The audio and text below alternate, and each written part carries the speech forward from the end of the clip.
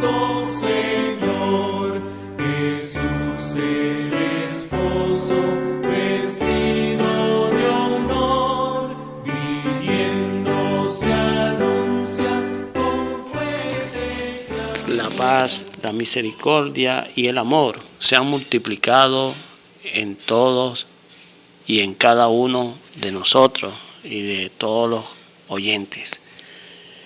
Quisiera seguir con esta serie de audios acerca de la iglesia y quisiera pues por medio de las escrituras echar por tierra el dogma católico romano acerca de que la iglesia de Dios, la iglesia de Cristo, la iglesia de los santos fue fundada sobre el apóstol Pedro, donde hemos tenido nuestra lectura en el anterior audio, allí en Mateo capítulo 16, desde el versículo 13 al 19. Usted que quizás tendrá su Biblia a la mano, puede leerlo, puede estudiarlo. Vemos que el Señor hace la pregunta y Él dice: ¿y vosotros quién decís que soy? Y vemos que Pedro contesta: tú eres el Cristo, el Hijo del Dios viviente. A la cual respuesta el Señor respondió: bienaventurado eres, Simón, hijo de Jonás, porque no te lo reveló carne ni sangre, mas mi Padre que está en los cielos te lo ha revelado. Y él le dice: mas yo también te digo que tú eres Pedro, del griego Petros, significando una piedra o un pedazo de roca.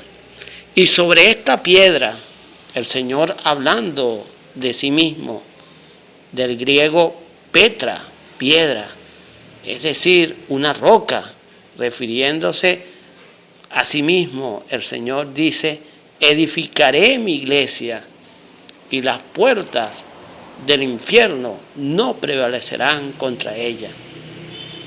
No fue edificada sobre Pedro, como lo enseña el dogma católico romano.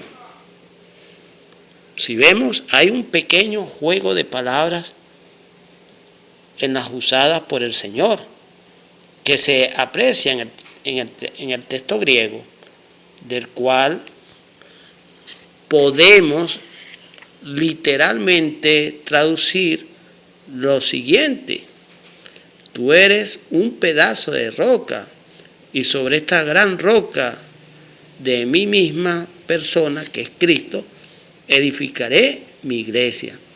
Pedro, en su primera epístola, como podemos ver, el mismo apóstol Pedro, él hace la diferencia. Usted puede ver en la primera epístola del apóstol Pedro, capítulo 2, versículo 5, él nos muestra que todos los santos, y entre ellos se incluye él mismo, somos piedras vivas, edificados en una casa espiritual.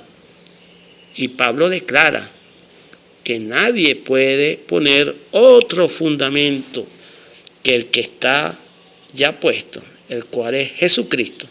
Eso lo dice él en Primera de Corintios, capítulo 3, versículo 11. Podemos ver que los católicos romanos, lamentablemente, esta doctrina la fundaron bajo su conveniencia para ellos justificar el papado romano. Algo que es quizás, si se ve desde el punto de vista, una doctrina diabólica de demonios, porque para mantener así su estatus papal, ellos fabricaron esta doctrina, diciendo y enseñando de que el apóstol Pedro fue el primer papa y que sobre Pedro fue edificada la iglesia. La iglesia fue edificada sobre Cristo, la roca de los siglos. Cristo mismo es declarado ser el fundamento de la iglesia. No obstante, en otro lugar leemos que está edificada sobre el fundamento de los apóstoles y profetas. Efesios capítulo 2, versículo 20. El apóstol Pablo también afirma y dice: yo puse el fundamento, 1 Corintios 3:10. Ahora, mis hermanos, con estas escrituras podríamos decir que se contradicen. No, mis hermanos, pues las escrituras son perfectas, como lo es el autor divino. Y está todo en perfecta armonía. Pero podría preguntar a alguno, ¿habrá 3 fundamentos? La explicación, mis queridos hermanos, es sencilla.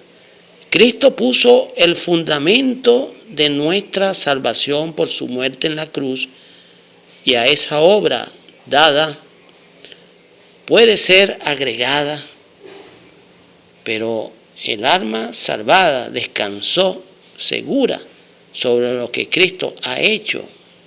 Necesita aún ser, esa alma salvada necesita aún ser edificada.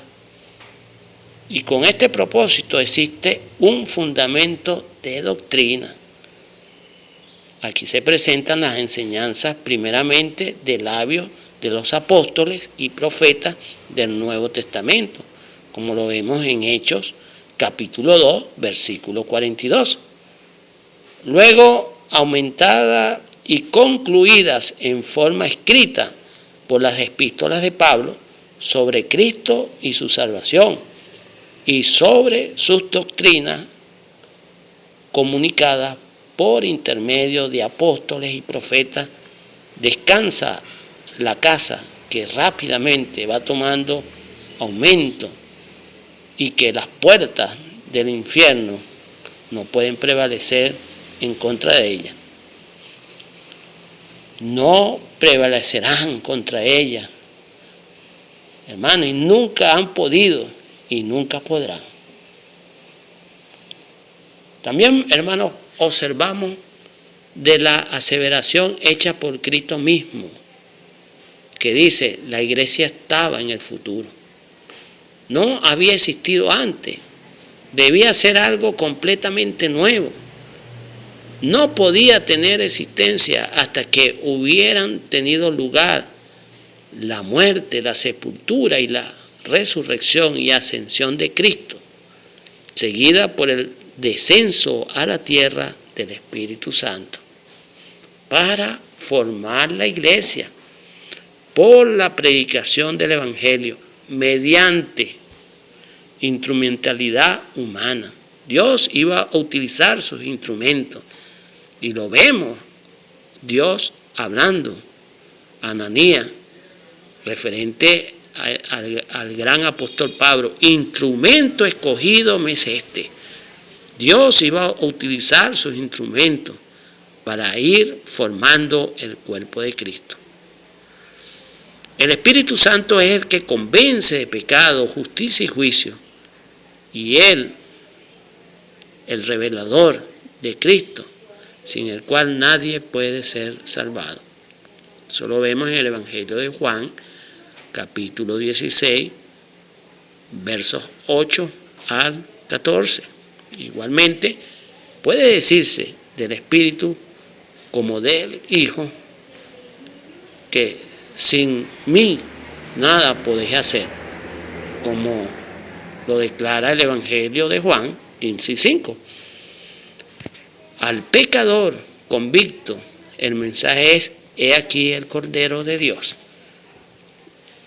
La mirada de fe a Él crucificado y la creencia en el corazón que Él padeció una vez por los pecados, el justo por los injustos, como nos lo dice 1 de Pedro 3:18, efectúa la justificación de este pecador delante de Dios, como lo declara Romanos 3, 23 al 26. Qué bendita salvación, mis queridos hermanos. Y esto es lo que nos debe nosotros motivar a estar congregados, hermanos, en una iglesia bíblicamente congregada en el nombre del Señor. Y vamos a estar viendo qué es una iglesia, cómo se caracteriza una iglesia de Dios, porque hay muchos grupos, denominaciones que se llaman iglesia, pero lamentablemente son grupos y no la iglesia de Dios. Que el Señor, pues, hermano, nos ayude, pues, a seguir adelante en cuanto a este estudio. Que el Señor, pues, bendiga y prospere su palabra en nuestros corazones. Espera velando a tu gusto, Señor.